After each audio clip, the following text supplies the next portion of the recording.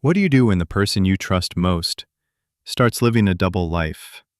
When the lies pile up so deep, you feel like a stranger in your own home.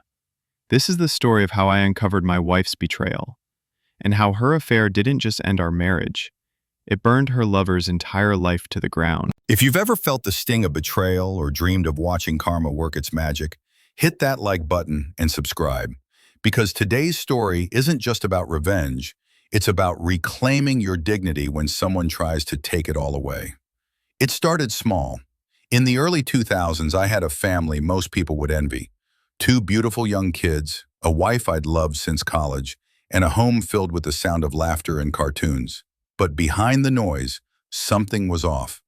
My kids, just 4 and 6 at the time, started talking a lot about staying with their grandparents during the day.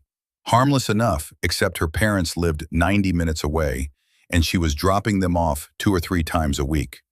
That was nearly every day she wasn't working her part-time job. It didn't add up. So one day, I asked her casually, "Why are you taking the kids out there so often?" Her response?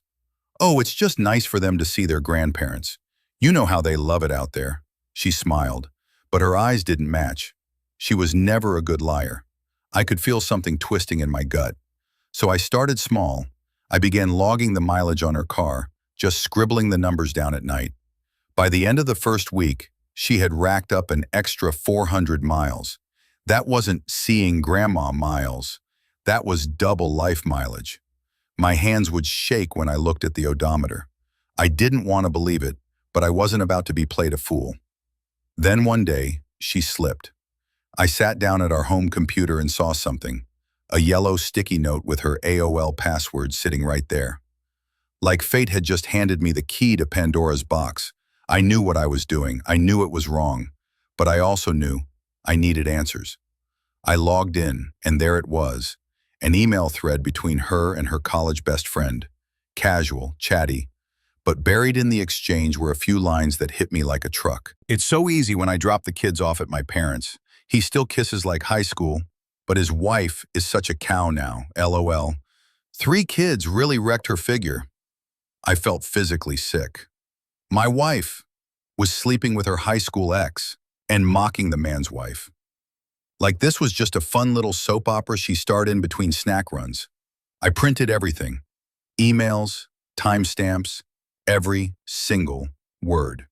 But I didn't confront her yet. I wasn't going to scream. I wasn't going to cry. I needed a plan. So I called a friend of mine, an ex-cop, and he gave me a name, Ron, a private investigator. Ron was a godsend. I gave him everything I had, and he got to work. Within a couple weeks, I had the full picture. She'd take the kids out early, drop them at her parents', meet him for lunch, and then they'd hit a seedy roadside motel for a few hours. Then she'd go pick up our kids like nothing had happened. There were photos, dates, room numbers, even receipts. I sat alone in my living room, staring at the evidence, knowing my kids were asleep upstairs and their mother was living a lie right under our roof. That night I made a decision. I wouldn't yell, I wouldn't beg, I would end this. On my terms. So I hired a divorce lawyer, quietly. Why quietly? Because this wasn't just about ending a marriage. This was about justice. I'd grown up in a broken home. My parents had cheated on each other, lied, screamed, made our childhood a war zone. I swore I'd never do that to my kids. So I kept calm. I built my case, but there was one more move I had to make. I asked Ron to dig into the other guy, the man my wife had thrown our marriage away for. His name? Bob. Bob was married with 3 kids of his own. He worked as a vice president of sales at his father-in-law's company. Oh, and he lived in a house owned by his wife's parents. Perfect. I had my lawyer draw up the divorce papers and schedule them to be served at my wife's work. I wanted her to feel the shock, but that wasn't the grand finale. I asked Ron to make a personal delivery to Bob's wife. She had no idea. Ron showed her everything. Photos, reports, hotel records. The whole story laid out before her like a courtroom exhibit.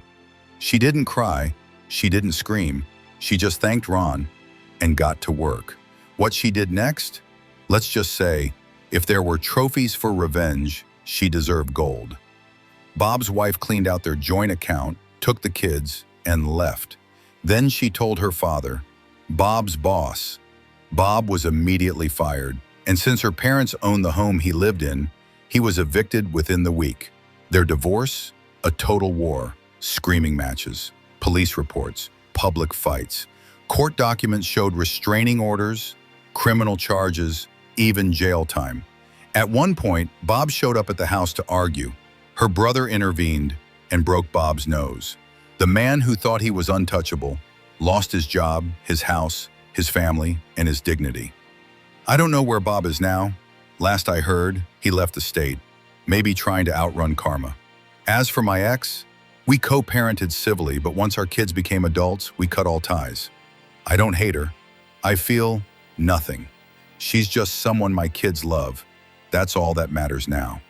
But I'll tell you this, sometimes the most powerful revenge isn't screaming at someone, it's handing them the shovel and letting them dig their own grave. If this story gave you chills, hit that like button and subscribe for more emotionally charged Reddit revenge stories. And tell me in the comments, what would you have done in my place? Let's talk justice, karma, and walking away with your head held.